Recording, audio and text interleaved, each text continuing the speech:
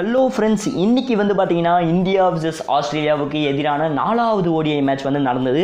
So இன்றைக்கி இந்த மேட்ச்சில் வந்து ஆஸ்திரேலியா அணி வந்து 4 விக்கெட் வித்தியாசத்தில் அபார வெற்றி பெற்றாங்க. ஸோ டாஸ் ஜெயிச்ச இந்திய அணி வந்து பேட்டிங் ஆடுவோம் அப்படின்னு சொல்லிட்டு செம்ம மாசான பேட்டிங் வந்து இன்றைக்கி அவங்க சைட்லேருந்து வந்து கொடுத்தாங்க. ஓப்பனிங் பார்ட்னர்ஷிப் வந்து பின்னி பெடல் எடுத்துட்டாங்க நம்ம ரோஹித் சர்மா மற்றும் ஷிக்கர் தவான் வந்து 143 ரன், அதுக்கப்புறம் ரோஹித் சர்மா வந்து 95 ரன் வந்து அடித்தாங்க. மிச்சம் எல்லா பிளேயரும் வந்து கொஞ்சம் சுமாராக வந்து ஆடினாங்க. மொத்தமாக வந்து 358 ரனுக்கு வந்து 9 விக்கெட் வந்து இழந்தாங்க இந்திய அணி.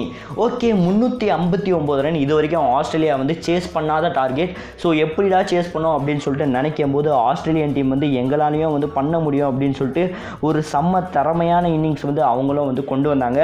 ஆரம்பமே வந்து பார்த்தீங்கன்னா கவாஜா மற்றும் ஹான்ஸ்காம் 2 பேரோட இன்னிங்ஸ் வந்து ரொம்ப அட்டகாசமாக வந்து இருந்தது.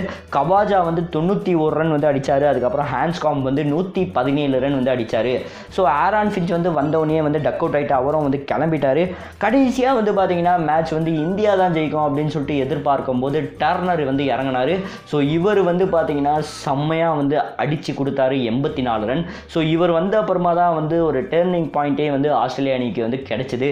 ஸோ ரொம்ப தரமான இன்னிங்ஸ் வந்து ஆஸ்திரேலியன் தரப்புலேருந்து வந்து தரப்பட்டாங்க. 359 ரன் வந்து அடித்தாங்க.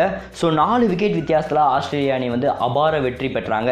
இது வரைக்கும் வந்து பார்த்தீங்கன்னா ஆஸ்திரேலியா அணி வந்து இவ்வளோ பெரிய சேஸ் வந்து பண்ணதே இல்லை. கடைசியாக வந்து இவங்க பண்ண மிகப்பெரிய சேஸ் வந்து இங்கிலாந்துக்கு எதிராக 334 ரன் வந்து அடித்து விளாசினாங்க. அதுக்கப்புறம் வந்து பார்த்தீங்கன்னா 327 ரன் வந்து சவுத் ஆஃப்ரிக்காவுக்கு எதிராக வந்து அடித்தாங்க. ஸோ இதான் வந்து ஆஸ்திரேலியாவோட மிகப்பெரிய ரன் சேஸ். 359 ரன் வந்து அடித்து விளாசிருக்காங்க.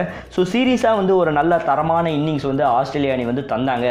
ஆனால் வந்து பார்த்தீங்கன்னா மேட்ச் வந்து 2-2 அப்படின்னு சொல்லி டை ஆகிருக்கு. கடைசி மேட்ச்சு யாருக்கு எப்படி மாறப்போகுது அப்படின்னு சொல்லி வெயிட் பண்ணி பார்ப்போம்.